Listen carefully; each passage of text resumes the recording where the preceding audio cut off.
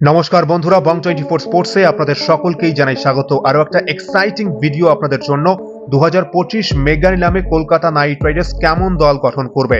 Mega নিলাম শুরুর প্রথম 2 ঘন্টা মহা গুরুত্বপূর্ণ কলকাতা নাইট রাইডার্স সহ বাকি ফ্র্যাঞ্চাইজিগুলোর জন্য, কেননা প্রথম 10 সেটেই আমরা দেখতে পারবো সবচেয়ে বড় বড় তারকা প্লেয়ারদের নাম নিলামে আসবে প্রথম 10 সেটেই। এই প্রথম 10 সেটে কলকাতা নাইট রাইডার্স কোন প্লেয়ারদের টার্গেট করবে এবং কাদের টার্গেট করা উচিত, এবং শেষ পর্যন্ত কোন প্লেয়ারদের জন্য কোটি কোটি টাকা খরচ করবে কলকাতা নাইট রাইডার্স, এই বিষয়ে বিস্তারিতভাবে আপনাদের সাথে আলোচনা করব এই ভিডিওর মাধ্যমেই।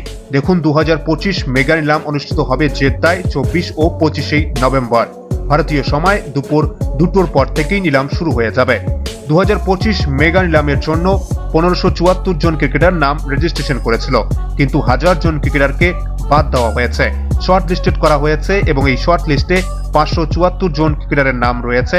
এই 574 জন ক্রিকেটার মেগা নিলামে উঠবে। ভারতীয় 366 জন এবং বিদেশি 208 জন। সর্বোচ্চ 70 জন বিদেশি এই মেগা নিলাম থেকে দল পেতে পারে এবং 204 জন ক্রিকেটার 2025 মেগা নিলাম থেকে দল পাওয়ার সম্ভাবনা রয়েছে। 2025 মেগা নিলামের প্রথম 2টো সেটেই আমরা মার্কি প্লেয়ারদের লিস্ট দেখতে পারবো, এবং এই প্রথম 2টো সেটেই রয়েছে সবচেয়ে বড় তারকা প্লেয়ারদের নাম। এই প্রথম 2টো সেটেই কিন্তু আমরা কোটি কোটি টাকার বৃষ্টি দেখতে পারবো মেগা নিলামে। তাহলে চলুন দেখি প্রথম সেটে কারা রয়েছে এবং কলকাতা নাইট রাইডার্স প্রথম সেট থেকে কোন প্লেয়ারদের টার্গেট করতে পারে। প্রথম সেটে রয়েছে Jos Buttler, Shreyas Iyer, Rishabh Pant, Kagiso Rabada, Arshdeep Singh এবং Mitchell Starc. Kolkata night Riders সহ বাকি ফ্র্যাঞ্চাইজিগুলোর জন্য কিন্তু মহা গুরুত্বপূর্ণ এই প্রথম সেট।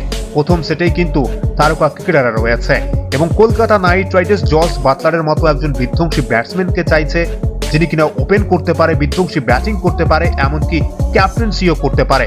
কলকাতা নাইট রাইডার্সের কাছে 51 কোটি টাকা রয়েছে। ঋষভ পান্থকে পাওয়া কঠিন হবে। ঋষভ পান্থ হয়তো আইপিএল এর ইতিহাসের সবচেয়ে দামি প্লেয়ার হতে চলেছে এই মেগা নিলামেই।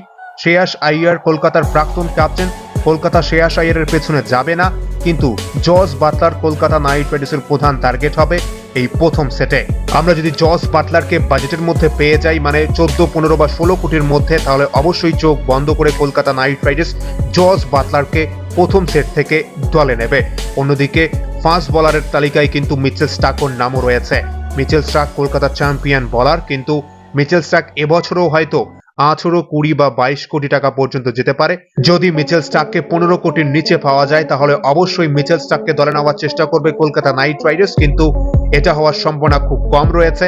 আর্শদীপ সিংও কিন্তু প্রথম সেটেই আসবে। কলকাতা নাইট রাইডার্স আর্শদীপ সিংকে টার্গেট করতে চলেছে মেগা নিলামে, কিন্তু আর্শদীপ সিংকেও যদি 15-16 কোটিতে পাওয়া যায়, অবশ্যই কলকাতা নাইট রাইডার্স আর্শদীপ সিংকেও প্রথম সেট থেকে দলে নেওয়ার চেষ্টা করবে। কিন্তু প্রাইসটা যদি একটু হাই হয়ে যায়, তাহলে হয়তো কলকাতা নাইট রাইডার্স আর্শদীপ সিং বা মিচেল স্টার্ক বা জস বাটলারকে প্রথম সেট থেকে দলে নিতে পারবে না। যদি বাজেটের মধ্যে থাকে, অবশ্যই কলকাতা দলে নেওয়ার চেষ্টা করবে। প্রথম সেটের পর দ্বিতীয় সেটে আমরা দেখতে পারবো Yuzvendra Chahal, Liam Livingstone, David Miller, KL Rahul, Mohammed Shami এবং মোহাম্মদ সিরাজকে। দ্বিতীয় সেট থেকে কলকাতা নাইট রাইডার্স অবশ্যই টার্গেট করবে মোহাম্মদ শামিকে। কেএল রাহুলকে টার্গেট করলেও করতে পারে, কিন্তু কেএল রাহুল কলকাতা নাইট রাইডার্সের প্ল্যানে নেই। এবং অন্যদিকে আর্শদীপ সিং বা মিচেল স্টার্ককে যদি আমরা প্রথম সেট থেকে দলে তুলতে না পারি, তাহলে দ্বিতীয় সেট আমাদের জন্য খুব গুরুত্বপূর্ণ হবে। মোহাম্মদ শামি দ্বিতীয় সেটে আসবে। গুজরাট টাইটান্স যদি মোহাম্মদ শামিকে আরটিএম না করে এবং আমরা যদি বাজেটের মধ্যে মোহাম্মদ শামিকে পেয়ে যাই 10-12 কোটির মধ্যে, তাহলে অবশ্যই হয়তো কলকাতা নাইট রাইডার্স মোহাম্মদ শামিকে দলে নেবে। আমি যে টাকার অঙ্কগুলো বলছি, সেটা কিন্তু প্রত্যেকটা সেটের পর কম বেশি হতে পারে। যেমন ধরুন, প্রত্যেকটা সেটের পর কিন্তু প্রত্যেকটা আইপিএল ফ্র্যাঞ্চাইজির প্ল্যান পরিবর্তন হবে। প্ল্যান এ, বি, সি এবং ডি রয়েছে। সেক্ষেত্রে ধরুন, কলকাতা নাইট রাইডার্স প্রথম সেট থেকে জস বাটলার, আর্শদীপ, এমনকি মিচেল স্টার্ক রয়েছে। যদি এই প্লেয়ারদের দলে নিতে পারে তাহলে তো ভালো, তাহলে আবার পরবর্তী সেটগুলোতে অন্য প্ল্যান দেখতে পারবো। কিন্তু যদি দলে নিতে না পারে, তাহলে আবার অন্য প্ল্যান নিয়ে পরবর্তী সেটগুলোতে অন্য প্লেয়ারদের কিন্তু টার্গেট করবে কলকাতা নাইট রাইডার্স। এবার দেখুন সেট 3-তে কারা রয়েছে এবং কলকাতা নাইট রাইডার্স কাদের টার্গেট করতে পারে। সেট 3-তে রয়েছে Harry Brook, Devon Conway, Jack Fraser McGurk, Aiden Markram, দেবদত্ত পাদিকল, রাহুল ত্রিপাঠী এবং ডেভিড ওয়ার্নার। সেট 3 থেকে কলকাতা নাইট রাইডার্স অবশ্যই রাহুল ত্রিপাঠীকে টার্গেট করবে। এমনকি দেবদত্ত পাদিক্কালকেও টার্গেট করা যেতে পারে, কিন্তু দেবদত্ত পাদিক্কাল হয়তো অনেকটা এক্সপেন্সিভ হয়ে যাবে কলকাতার জন্য। কিন্তু রাহুল ত্রিপাঠীকে যদি 5-6 কোটির মধ্যে পাওয়া যায়, অবশ্যই রাহুল ত্রিপাঠীকে দলে নেওয়ার চেষ্টা করবে কলকাতা নাইট রাইডার্স। নীতিশ রানা কিন্তু সেট নম্বর 14-এ আসবে, তাই প্রত্যেকটা সেটে যেমন প্ল্যান চেঞ্জ হবে আপনাদের বলেছি, তাই রাহুল ত্রিপাঠীকে কিন্তু শুরুতে অবশ্যই টার্গেট করবে Kolkata night Riders. Set number 4 মহা গুরুত্বপূর্ণ কলকাতা নাইট রাইডার্সের জন্য। সেট নাম্বার 4-এ আমরা দেখতে পারবো Ravichandran Ashwin, Venkatesh Iyer, Mitchell Marsh, Glenn Maxwell, Axar Patel, Rachin Ravindra এবং মার্কাস স্টোয়াইনিসকে। সেট নম্বর 4 থেকে এনিহাউ কলকাতা নাইট রাইডার্স ভেঙ্কটেশ আইয়ারকে দলে নেওয়ার চেষ্টা করবে। মহা গুরুত্বপূর্ণ সেট নাম্বার 4 এর পর সেট নাম্বার 5-এ কারা রয়েছে দেখুন। উইকেট কিপারের তালিকা কিন্তু set number 5 Jonny Bairstow, Quinton de Kock, Rahmanullah Gurbaz, Ishan Kishan, Kolkata champion batsman Philip Salt এবং জিতেশ শর্মা কিন্তু রয়েছে সেট নাম্বার 5-এ। কলকাতা নাইট রাইডার্স যদি প্রথম সেট থেকে জস বাটলারকে দলে না পায়, তাহলে কলকাতার দ্বিতীয় অপশন প্ল্যান বি, যে কোনোভাবেই যে কোনো মূল্যেই ফিলিপ সল্টকে দলে নেওয়া, এবং তাহলে কলকাতা নাইট রাইডার্সের ওপেনিং সমস্যার সমাধান হবে। তাই কলকাতা নাইট রাইডার্স সেট 5 থেকে কিন্তু ফিলিপ সল্টকে দলে নেওয়ার চেষ্টা করবে, এমনকি রহমানুল্লাহ গুরবাজকেও ব্যাকআপ উইকেট কিপারের অপশন হিসেবে দলে নেওয়ার চেষ্টা করবে কলকাতা নাইট রাইডার্সের টিম ম্যানেজমেন্ট। এবার দেখুন সেট নাম্বার 6-এ কারা রয়েছে। ফাস্ট বোলাররা রয়েছে কিন্তু সেট নাম্বার 6-এ Khaleel Ahmed, Trent Boult, Josh Hazlewood, Avesh Khan, Prasidh Krishna, টি নটরাজন এবং তার সাথে রয়েছে আনব্রেক নকিয়া। নিলামের শুরুতেই প্রথম দুটো সেটে আমরা দেখতে পারবো মিচেল স্টার্ক, আর্শদীপ সিং এবং মোহাম্মদ শামিকে। কলকাতা যদি এই 3 ফাস্ট বোলারের মধ্যে থেকে যে কোনো একজনকে দলে পেয়ে যায় তাহলে তো অবশ্যই ভালো কথা, কিন্তু আমরা যদি এই 3-এর মধ্যে থেকে একজনকেও দলে নিতে না পারি, তাহলে এই ষষ্ঠ সেটটা আমাদের জন্য খুব গুরুত্বপূর্ণ। এবং ট্রেন বোল্ট আমাদের পছন্দের cricketer, Trent Boult Kolkata Knight রাইডার্সের টার্গেট লিস্টে রয়েছে, তাই কলকাতা নাইট রাইডার্সের টিম ম্যানেজমেন্ট প্ল্যান বি হিসেবে ট্রেন বোল্টকে দলে নেওয়ার চেষ্টা করবে।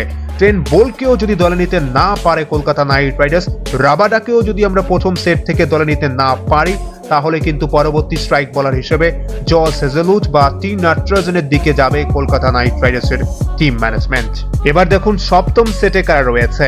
স্পিনারদের তালিকা নূর আহমেদ আফগানিস্তান, রাহুল চাহার, ওয়েন্দু হাসারাঙ্গা, সালিম খেল, মাহেশ টেকসেনা এবং অ্যাডাম জাম্পার রয়েছে কিন্তু সপ্তম সেটে। দেখুন আমাদের কাছে সুনীল নারায়ণ এবং বরুণ চক্রবর্তী রয়েছে, তাই স্পিন বোলিং ডিপার্টমেন্ট আমাদের যথেষ্ট শক্তিশালী দুজনকে রিটেন করা হয়েছে।